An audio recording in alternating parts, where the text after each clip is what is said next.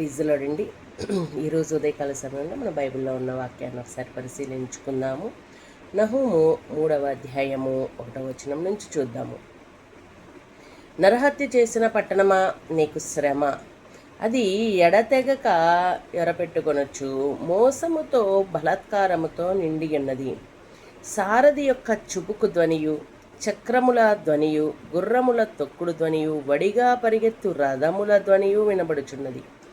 రౌతులు వడిగా పరిగెత్తుచున్నారు, ఖడ్గములు తలతలలాడుచున్నవి, ఈటలు మెరియుచున్నవి, చాలామంది హతమవుచున్నారు. చచ్చిన వారు కుప్పలు కుప్పలుగా పడి ఉన్నారు, పీనుగులకు లెక్కయే లేదు. పీనుగులు కాలికి తగి జనములు తొట్టిల్లుచున్నారు. చక్కని దానివై, వేశ్యవై, చిల్లంగితనమందు జ్ఞానము గలదానవై, జారత్వంతో చేసిన జనాంగముల మీద చిల్లంగితనములు జరిగించుచు సంసారములను అమ్మివేసిన దానా. Praise the lord.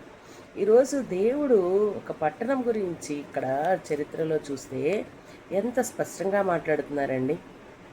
ఇక్కడ మరి నేటి కాలంలో కూడా ఇలాంటి వారు, ఇలాంటి మరి రౌతుల యొక్క, సారథి యొక్క చుబుకు ధ్వనియు, సారథే అలా ఉన్నాడు, రౌతులే పరిగెడుతున్నారు గర్వంతోనూ అహంకారంతోనూ, చంపాలి, చెయ్యాలి అనేసి, లేకపోతే అన్యాయం చేయాలి, అక్రమం చేయాలి అని చేస్తున్నప్పుడు చక్కని దానివే, వేశ్యవై, జారత్వము కలిగి ఇలా చేస్తూ ఉన్నప్పుడు దేవుడు కోపం రగలదంటారా?